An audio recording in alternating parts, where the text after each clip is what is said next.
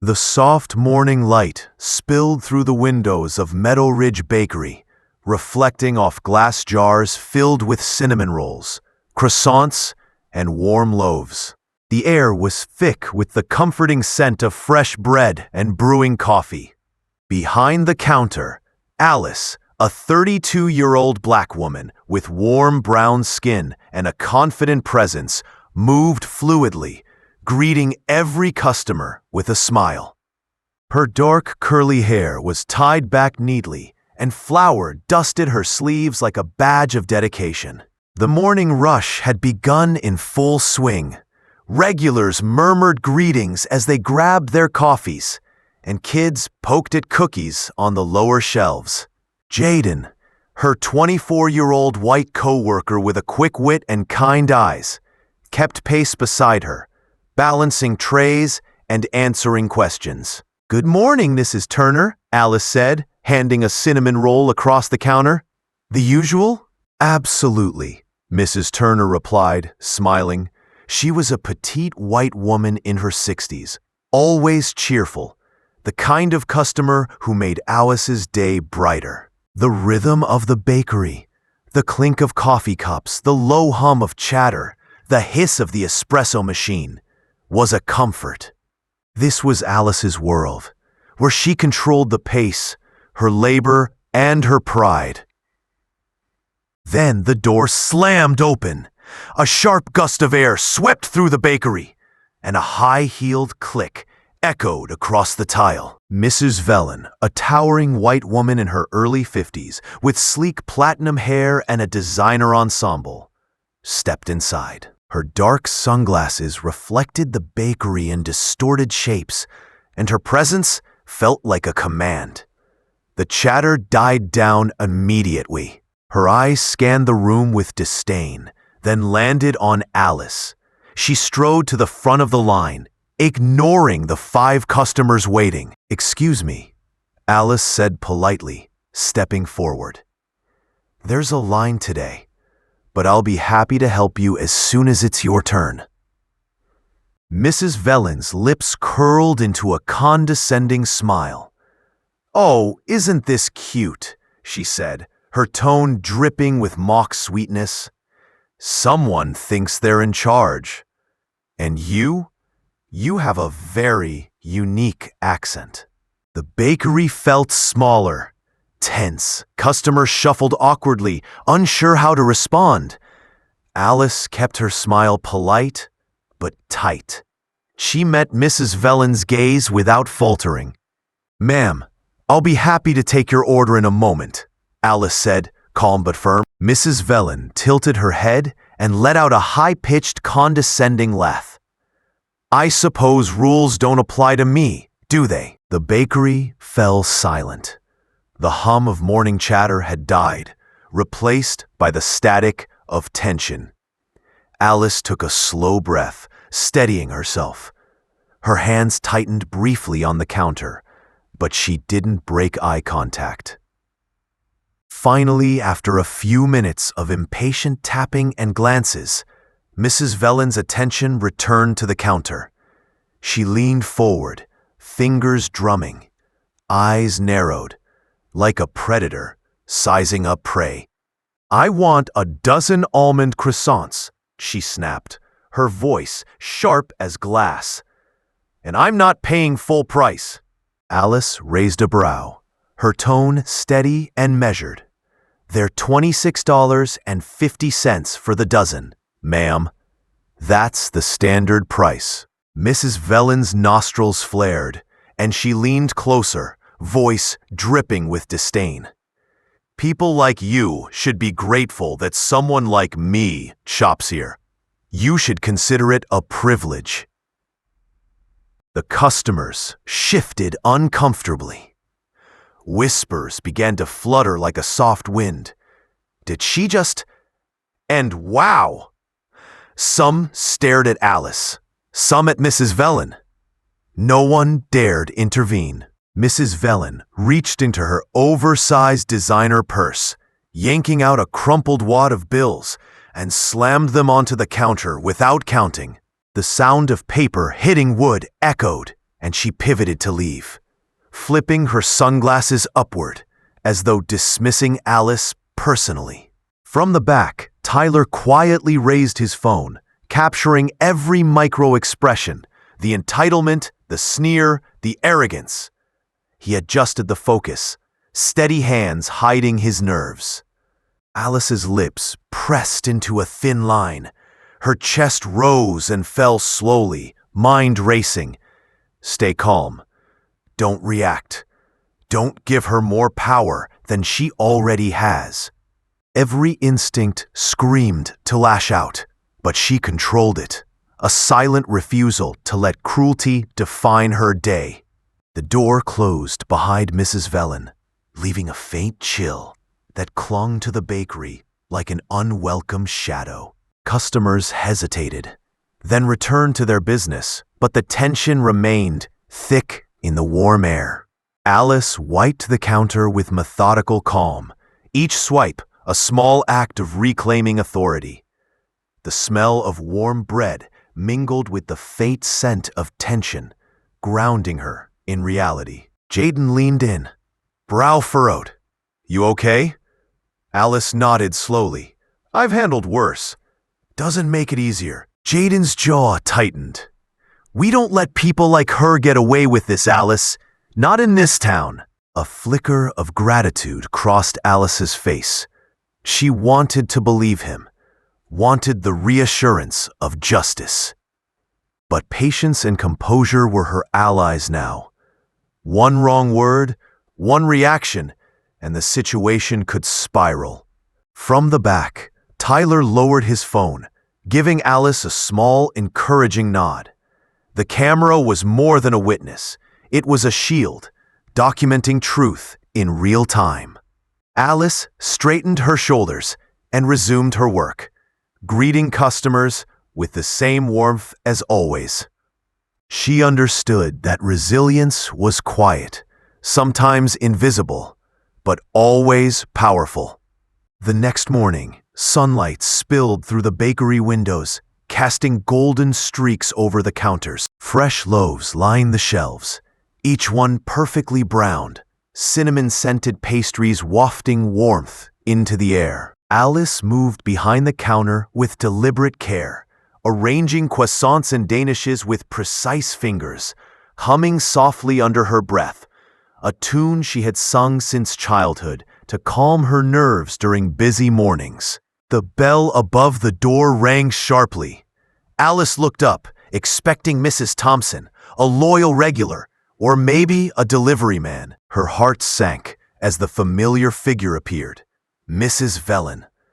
Her stride was sharp, purposeful, every movement radiating aggression. Alice noticed the way she gripped one of the bakery's paper bags, holding it as though it were evidence for a trial. "This bread is stale!" Mrs. Velen barked, throwing the bag onto the counter. The pastries wobbled perilously. Absolutely disgusting. Before Alice could reply, the older woman's hand swept across a tray of fresh loaves. Bread crashed to the floor with a deep thud, flour erupting in a cloud that coated the counter and a few frightened customers' shoes. A gasp rose from the corner of the bakery. One woman clutched her coffee tighter, eyes wide, while a young man froze mid-step, unsure whether to intervene. Jaden, anticipating trouble, had already raised his phone, the lens capturing every act of entitlement, the sharp movements, the mocking smirk, the flourish of arrogance. Alice straightened, inhaling slowly, her voice calm but firm. "Please leave, ma'am. You're not welcome here anymore." Mrs. Velen's laugh was mocking, high-pitched, designed to sting. She strutted toward the door, the bell chiming her departure like punctuation on her audacity. The bakery remained still for a moment, the tension thick, flour dust floating in golden shafts of light. Then Alice turned back to the counter, smoothing it with her cloth. A picture of composure. "Everyone okay?" she asked softly. Customers nodded, reassured by her unwavering poise. Tyler lowered his phone, eyes meeting hers, a silent solidarity in his gaze. Even the jittery barista at the espresso machine straightened, inspired by her strength. That evening, Jaden uploaded the videos online, the files carefully named, "Bakery Bully Caught on Camera." Within hours, the clips spread like wildfire across social media. Facebook, Instagram, Twitter, local forums, everywhere, viewers watched the brazen display of entitlement. The comments rolled in, fast and furious. Unbelievable behavior. How dare she treat someone like that? Alice deserves respect, always has. Supporting her tomorrow. This woman needs a lesson in humanity. I'll be buying pastries just to support her. Alice sat at her small kitchen table, fingers trembling slightly as she scrolled through the messages. The tears threatened to spill, not from sadness, but relief. Faces of neighbors, strangers, friends, everyone rallying behind her dignity, reminded her that courage and patience mattered. Tyler leaned against the doorframe, whispering softly, "You're not alone." "Not anymore." Alice exhaled slowly, feeling her chest loosen for the first time in weeks.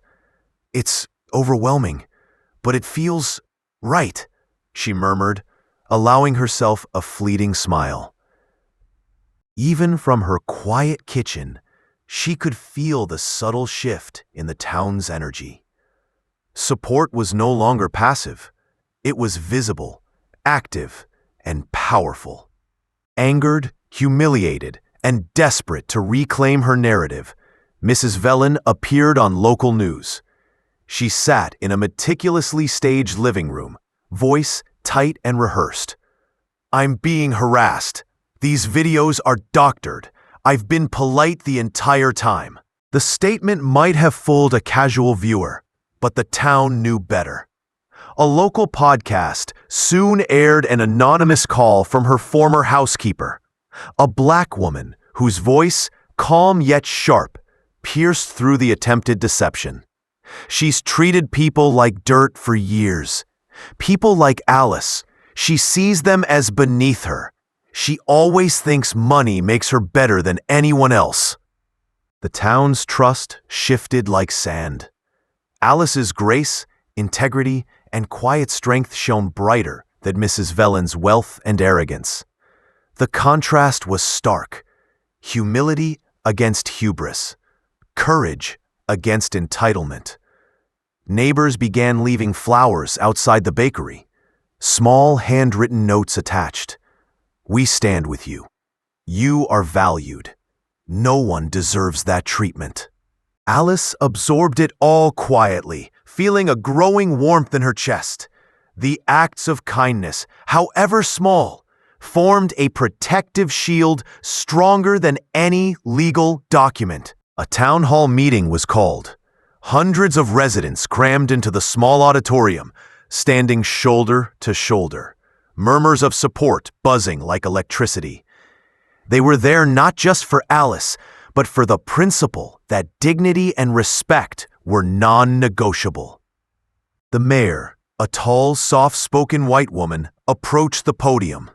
Her eyes scanned the crowd before landing on Alice. "This isn't just about a bakery," the mayor said firmly, voice steady yet compassionate. "It's about the values we live by. Respect and dignity are non-negotiable in our town. And together, we will protect them." A petition circulated, calling for Mrs. Velen to be banned from all local businesses. Signatures flowed in like a river, unanimous in their intent. The crowd erupted into applause when the measure passed, the sound washing over Alice like a wave of affirmation. Tyler and Jaden, standing near the back, exchanged glances of quiet triumph. For the first time, Alice allowed herself to feel the weight of justice settling gently on her shoulders. 2 days later, The sheriff's deputy escorted Mrs. Velen out of the bakery after she brazenly attempted to return. Cameras flashed, capturing every moment of her public humiliation. A court summons for harassment and property damage was pressed into her hand. Across the street, Alice watched quietly, shoulders straight, chin high, a quiet pillar of dignity. The mayor crossed over, placing a supportive hand on her shoulder. "You didn't deserve any of this," she said softly. Alice smiled, serene but strong. "Dignity is something no one can take from you," she replied. The bakery, once a place of quiet work, had become a symbol of resilience, a testament to standing firm in the face of cruelty. Weeks later, the bakery thrived in ways Alice hadn't dared imagine. Lines stretched out the door, laughter mingled with the warm aroma of bread, and the counters were adorned with flowers, cards, and small gifts of gratitude. Alice hired 2 young assistants, both immigrants eager to work, bringing energy and hope into the space. The new hires mirrored Alice's resilience and warmth, eager to learn and pass it forward. Jaden had updated the sign above the counter. "Kindness is always in stock." Alice glanced around the bustling bakery, inhaling deeply, the hum of ovens, the chatter of neighbors, and the occasional giggle of a child tasting her first pastry, all combined into a melody of triumph and healing. She whispered to herself, "Truth, dignity, and community are stronger than hate, always."